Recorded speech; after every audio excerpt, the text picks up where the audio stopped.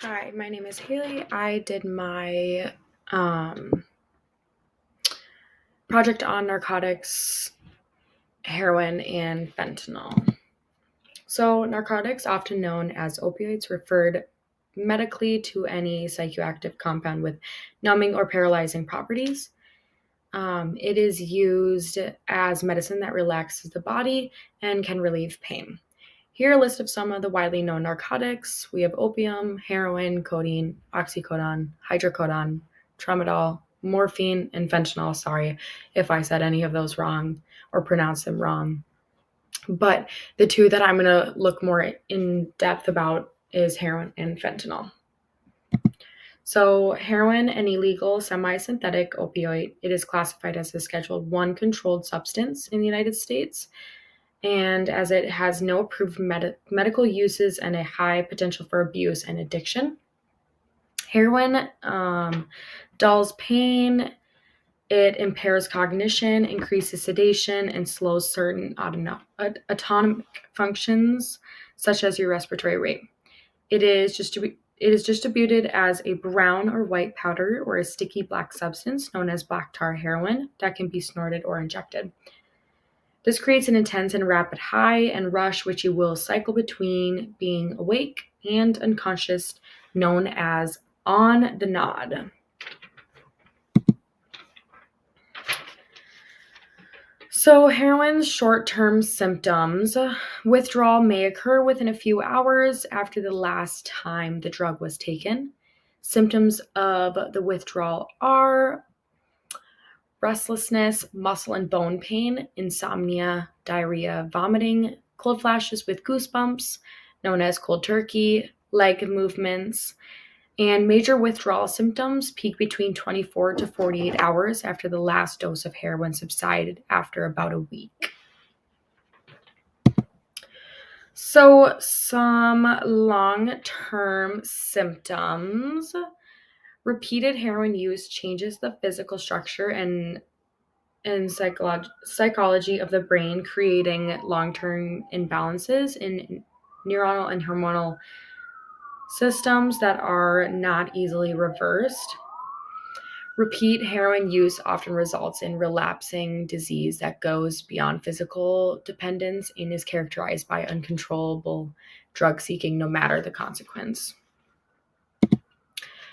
So, heroin overdose symptoms. So, overdose is a major risk of abuse. The rate of heroin deaths increased by nearly 20% from 2015 to 2016, and close to 15,000 people actually died from overdose involving heroin in 2016.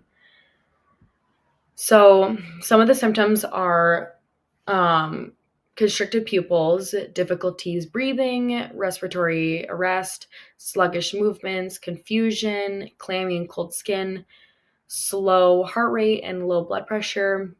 Could be a bluish tinge to the nails and lips.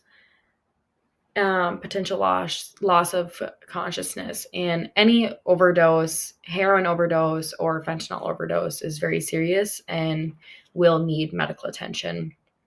So always call 911. Fentanyl is a synthetic opioid that is also manufactured illicitly in illegal laboratories. It is prescribed to treat chronic and severe pain in those who are tolerant to opioids. Fentanyl is a Schedule 2 drug, which is 50 to 100 times more potent than morphine. It is available as lozenges, sublingual tablets, buccal tablets, nasal, and some sublingual sprays. It may be abused by freezing and cutting up the patches to suck or chew on them, or by scraping the gel off for injecting or oral ingestion. The drug is capable of eliciting an intense and rapid rush of euphoria, making it very, very addictive. Due to its small molecular size, it is able to be absorbed through the skin on contact and can be lethal in relatively small doses due to its potent effects. So fentanyl's short-term symptoms are drowsiness, confusion, small pupils, constipation, nausea, vomiting, and slowed breathing.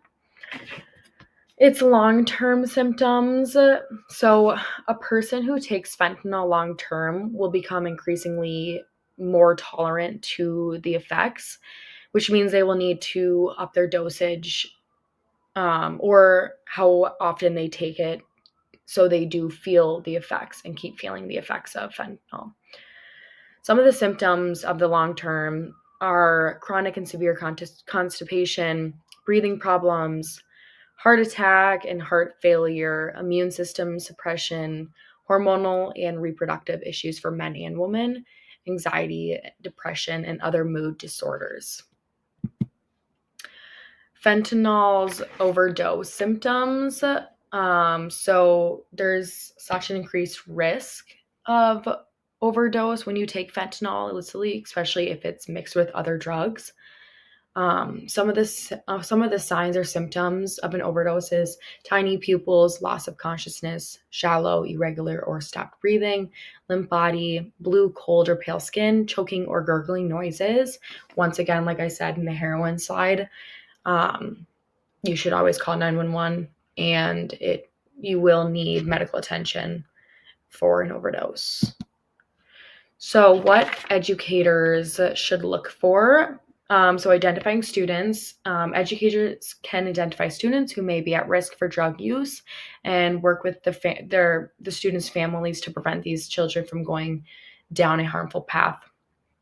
Some of the signs that you may see in your classroom are mood changes, poor class attendance, which could be like low grades, not showing up. There's behavior problems and disregard for school rules, poor concentration, bloodshot eyes, lack of coordination or slurred speech. And one of the big ones is switching friends and reluctance to allow parents to meet new friends. Because if those friends are doing drugs, you're not going to want to bring your parents around them. And that is it.